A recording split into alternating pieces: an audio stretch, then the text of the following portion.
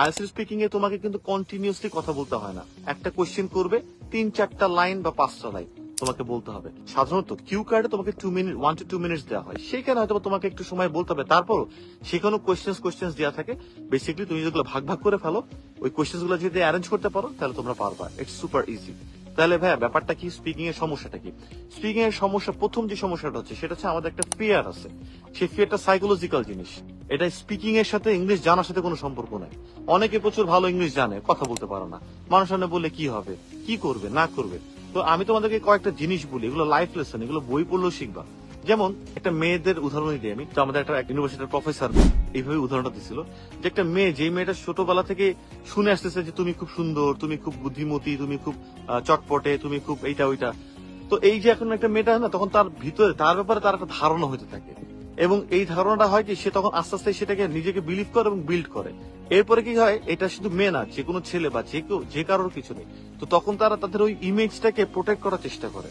এবং সেই ইমেজটা যেখানেই না হয়, মানে যেখানে আলটিমেট ইমেজটা পাঞ্চার না হয়, সেখানে সেখানে তারা অ্যাভয়েড করে এবং এটাকে গার্ড দিয়ে রাখার চেষ্টা করে। এটাতে আরেকটা সমস্যা, ইন্টারনাল ডেভেলপমেন্টটা হয় না। কারণ ডেভেলপমেন্ট তখনই হবে যখন তোমার ভিতরটা খালি থাকবে, তখন তুমি কিছু ভরতে পারো। আর যখন তুমি ভরে ফেলছো একটা জিনিস নিয়ে, অলরেডি জানো, অলরেডি ডিসাইডেড, তখন তুমি জিনিসটাকে করতে পারো না। তো ঠিক এরকমই আমাদের সোশ্যাল স্টিমের জন্য বা সোশ্যাল কিছু ইগোয়েস্টিকের ক্ষেত্রের জন্য আমাদের এইসব জিনিসগুলো আমরা প্রোটেক্ট করে রাখার চেষ্টা করি এবং আমরা কোথাও যাই সেগুলোকে পাঞ্চার করি না। ফর এক্সাম্পল, আমি আমার বন্ধু নিয়ে দেখা যাচ্ছে যে একটা জায়গায় গেলাম, তো ইংলিশে যদি কথা বলা শুরু করে দুজন, তাহলে মানুষজন তাকাবে।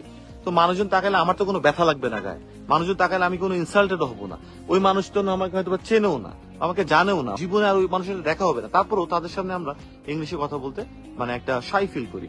এই শাই ফিলটা কেন ফিল করি? কারণটা কি? কারণ আমাদের ওই জায়গাটা, ওই ইমেজের জায়গাটা, বা ওইখানে যে ইনসাল্টেড হতে পারি বা আমাদেরকে নিয়ে মজা করতে পারে, সেটাতে যে ফেস করার যে ফিয়ারটা, সেটা এতটাই আমাদের ভিতরে প্রোটেক্ট করে রাখছে আমাদের ইগোটাকে, এবং আমাদের ওই ফিয়ারটাকে এতটাই বোল্ড করে রাখছে যে আলটিমেটলি ওইটাকে ভেদ করে আমরা আসতে পারি না। এটা হলো প্রবলেম। গেল একটা পয়েন্ট। সেকেন্ড পয়েন্ট হচ্ছে, সে আমাকে কি বলবে, আমি ছোট হয়ে যাব, সে জানবে আমি একটা জিনিস পারি না।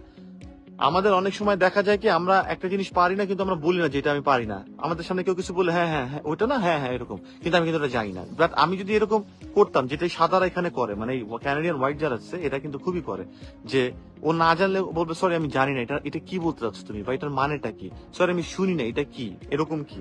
এইটা কিন্তু আমরা করি না। আমাদের মধ্যে এই জিনিসটা খুবই খুবই অভাব। তো আমরা যে জিনিসটা আমাদেরকে করতে হবে, এই ফিয়ারটা সরাইতে হবে।